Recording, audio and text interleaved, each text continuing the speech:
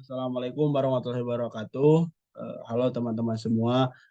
Ya, mungkin pada video kali ini saya membuat video ini bertujuan atau ditujukan untuk salah satu salah satu ujian tengah semester untuk mata kuliah penegasan batas darat dan laut.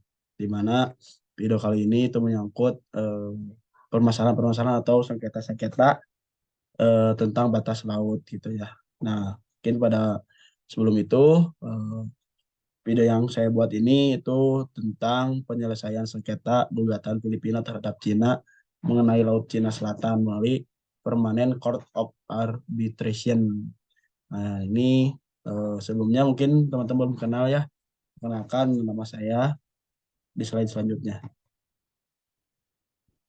Nah, ini perkenalkan, halo everyone ya, perkenalkan nama saya Sakti Alpuji Permana dengan NIM 2005987 kelas 5A.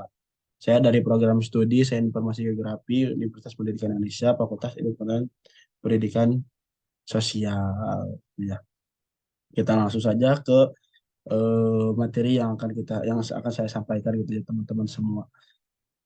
Nah, ini ya dalam negara adalah subjek hukum internasional yang paling utama dalam hukum internasional. Komisi Arbitrase dalam Konferensi Eropa tentang Yugoslavia dalam opini nomor 1 menyatakan bahwasanya lazimnya negara ada di Indonesia sebagai sebuah komunitas yang terdiri atas sebuah wilayah dan penduduk yang tunduk kepada suatu otoritas politik terorganisir dan bahwa negara seperti itu ditandai oleh kedaulatan. Dalam konteks hukum internasional, negara dimanifestasikan dalam unsur-unsur yang tertuang dalam pasal 1 Konvensi Montevideo tahun 1933 tentang hak dan kewajiban negara sebagai berikut. Itu yang pertama, the state as a person in international law should possess the following qualification. Number one, a permanent population. Number two, a defined territory. Number three, government. Number four, capacity to enter into the relation with the other states. Ya, pasal tersebut menyebutkan bahwa wilayah adalah salah satu kualifikasi terbentuknya negara. Dengan demikian, dapat dikatakan wilayah adalah unsur konstitutif bagi pembentukan suatu negara. Wilayah negara dalam hal ini adalah suatu ruang yang meliputi wilayah darat, laut, dan wilayah udara. Nah, ini dia wilayah darat. Nah, ini wilayah darat, ini wilayah laut gitu ya. Di mana wilayah wilayah udara mencakup luar angkasa sesuai dengan batas wilayahnya. Kemudian batas darat dan lautnya. Wilayah darat adalah wilayah yang telah dihukukan batas-batas yang jelas menjadi wilayah negara. Sedangkan wilayah laut adalah wilayah perairan yang dekat dengan pantai seperti ini gitu ya. Ini wilayah laut, ini wilayah darat, udara di atas gitu ya kawan-kawan. Dan penentuan deliminasi telah diatur dalam berbagai konversi internasional, tetapi latar belakang sejarah setiap bangsa negara dapat memberikan nuansa politik tertentu mengakibatkan penyimpangan dalam hal yang menarik garis boundary dan bertabrakan dengan negara lain. Penetapan eh, seperti ini gitu ya. Ini ada negara Singapura, dan negara Indonesia. Jadi batas ini bisa bertabrakan gitu ya, bertabrakan. Kemudian penetapan dan penegasan batas wilayah suatu negara itu dirasa sangat penting dan mendesak gitu ya.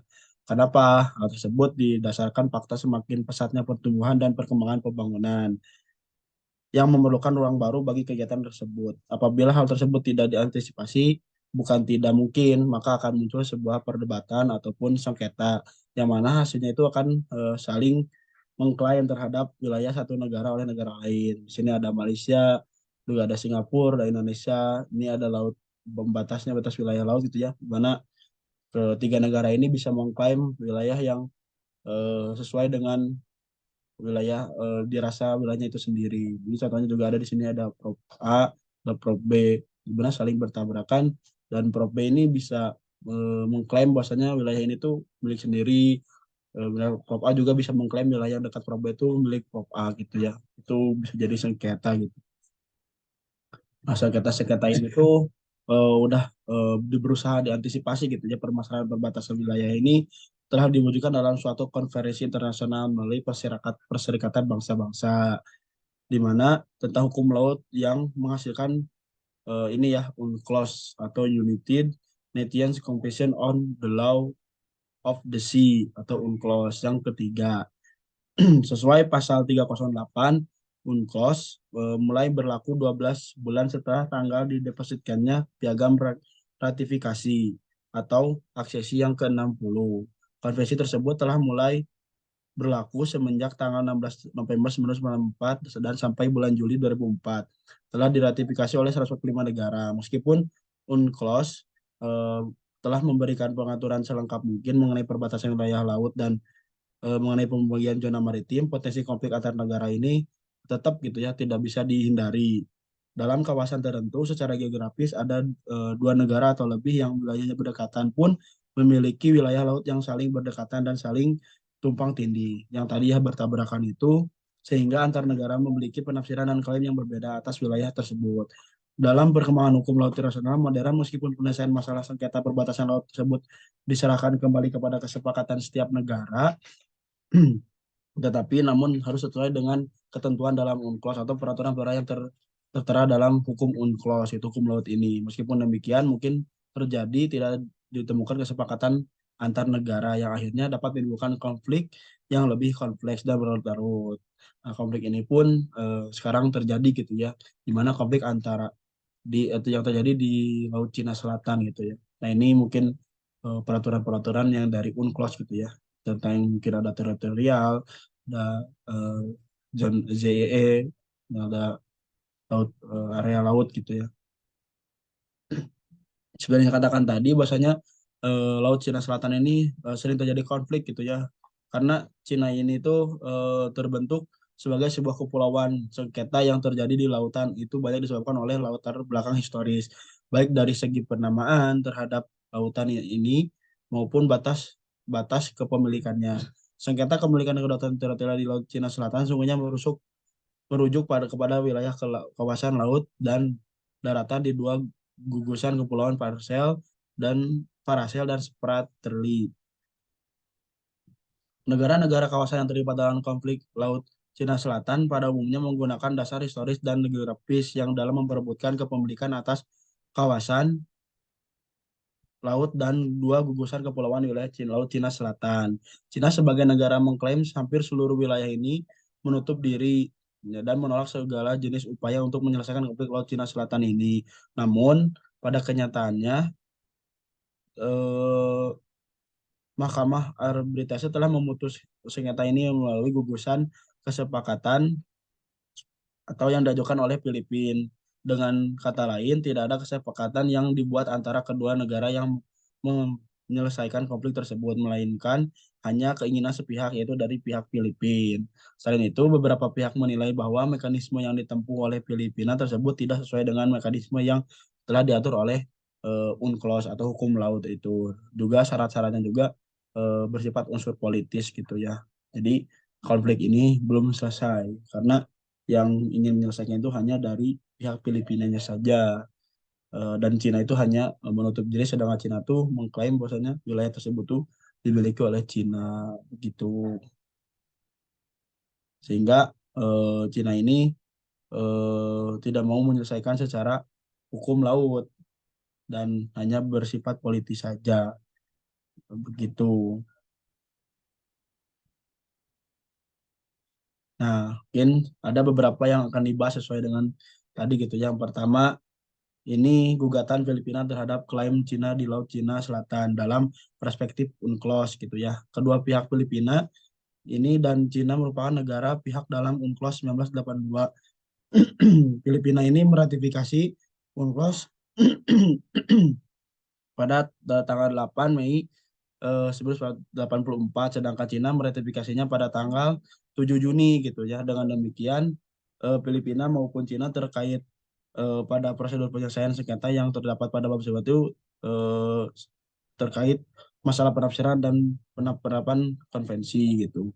Mekanisme penyelesaian sengketa menurut UNCLOS terbagi menjadi tiga bagian. Yang pertama itu mengatur bahwa penyelesaian sengketa diselesaikan melalui kesepakatan damai kedua belah pihak. Yang kedua itu mengatur prosedur penyelesaian sengketa yang memaksa demi menghasilkan keputusan yang mengikat yang berlaku apabila prosedur dalam bagian satu tidak memberikan jalan keluar bagi sengketa tersebut. Terus yang ketiga itu mengatur beberapa pembatasan dan pengecualian dalam yurisdiksi untuk prosedur yang diatur pada bagian 2. Yurisdiksi ini ditentukan sendiri oleh tribunal atas pemerintahan dari pihak-pihak. Kemudian Cina menyatakan tidak akan berpartisipasi dalam arbitrase ini pun memiliki konsekuensi tersendiri pada proses-proses yang ditempuh pada arbitrase ini. Pihak Cina sama sekali tidak muncul maupun menunjukkan perwakilannya, tidak mengirimkan counter memorial atas gugatan Filipina, tidak mengikuti proses sidang yuridisi pada Juli 2015, dan tidak menindaklanjuti permintaan biaya yang diajukan tribunal terkait biaya sidang arbitrase ini. Filipina dapat meminta kepada tribunal untuk melanjutkan proses arbitrase sesuai pasal 9 Aneks 8 UNCLOS 982. Tetapi tidak juga harus mengambil tindakan untuk mencegah kerugian yang dialami kedua belah pihak ini akibat timbulnya tidak berpartisipasinya dari Cina. Kemudian, pembatasan dan pengecualian sengketa yang dapat diajukan kepada prosedur pada bagian bab 2 diatur bagian bab 3 pasal 207 sampai 209 UNCLOS. Cina menyatakan bahwa gugatan Filipina melanggar ketentuan UNCLOS karena pada deklarasi Cina tahun 2006 pihaknya telah membuat pernyataan di bawah pengaturan pasal 298 bahwa pemerintah Cina tidak menerima segala prosedur yang diatur dalam bagian 2 bab konvensi terkait dengan semua kategori sengketa yang dimaksud dalam paragraf. Sehingga eh, Cina ini tidak datang karena menganggapnya si Filipina ini mengajukan tidak sesuai dengan prosedur. Hal ini semuanya terkait pada hakikat keabsahan atas historic right yang diklaim Cina di wilayah Laut Cina Selatan. Itu. Nah ini itu ya, di mana wilayah Filipina itu diambil gitu ya. Ini yang garis merah ini itu eh, yang diklaim oleh Cina. Padahal di daerah ini tuh wilayah Filipina. Itu di sebelah sini tuh masih wilayah Filipina. Sehingga Filipina mengajukan gitu ya untuk banding. Tapi Cina tidak menerimanya. Tuh cukup besar itu wilayahnya. Nah, mungkin akibat hukum putusan permanen Court of Arbitration terhadap gugatan Filipina. Tujuannya dilaksanakan prosedur wajib dalam bagian bab 2 UNCLOS yaitu untuk menghasilkan suatu keputusan yang final dan mengikat bagi kedua belah pihak yang bersengketa gitu ya. Sesuai dengan tujuan pemilihan prosedur, maka putusan dalam sengketa gugatan eh, terhadap Cina mengenai Laut Cina Selatan ini juga bersifat final dan tidak dapat dibandingkan, tidak dapat berbanding gitu. Namun tidak memiliki kekuatan mengikat. Pada umumnya bahwa meskipun arbitrase merupakan penyelesaian sengketa seluruh jalur hukum pada prosesnya berarti menempuh langkah yang kurang formal gitu dibandingkan penyelesaian sengketa melalui mahkamah internasional. Dalam kasus ini, para pihak yaitu Filipina dan Cina harus menghormati keputusan arbitrase mengenai sengketa Laut Cina Selatan ini meskipun Cina menyatakan bahwa pihaknya tidak akan berpartisipasi dalam sebuah proses. Nah, kita bisa lihat gitu ya, ini wilayahnya gitu ya. Ini untuk wilayah Vietnam, ini hijau itu Cina, dan Filipina gitu ya. Nah, dapat dilihat di sini gitu ya. Ini itu wilayahnya Philippines ya, Filipina, tapi masih diklaim sama pihak dari Cina gitu. Tapi gugatan ini tuh masih belum tuntas gitu ya, sehingga masih berlarut-larut sampai sekarang gitu ya. Dan mungkin dapat disimpulkan juga bahwasanya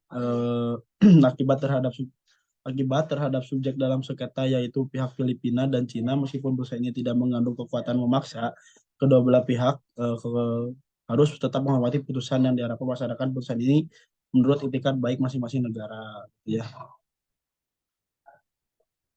kan pernyataan Cina bahwa pihaknya tidak akan berpartisipasi ini pun dalam proses itu memiliki dampak secara politis gitu ya, di mana rusaknya reputasi Cina di mata internasional, kemudian juga Cina akan dianggap sebagai negara yang mengabaikan hukum internasional. Kemudian putusan ABC pada kasus ini dapat dijadikan dasar hukum sebagai negara-negara klemen lain untuk melaksanakan hak-hak berdaulatnya tanpa adanya halangan dan intervensi negara lain terutama dari Cina. Nah, mungkin itu dapat disimpulkan bahwasanya Cina itu hanya menutup diri tanpa bertanggung jawab gitu ya, dengan dibalik keinginannya untuk mengklaim suatu wilayah tapi tidak dengan pertanggungjawaban untuk dihukum internasional, sehingga Cina bisa dianggap tidak atau dianggap mengabaikan hukum internasional gitu. Ini mungkin cukup sekian gitu ya informasi yang bisa saya sampaikan. Semoga bermanfaat dan bisa diambil manfaatnya. Mohon maaf banyak salah dan agak belibet kata-katanya ya karena udah malam. Sekitar pukul 4 ini ya subuh saya mau take video. Bukan nama, jangan lupa subscribe. Dadah semuanya. Assalamualaikum warahmatullahi wabarakatuh. Ya, terima kasih semuanya. Terima kasih.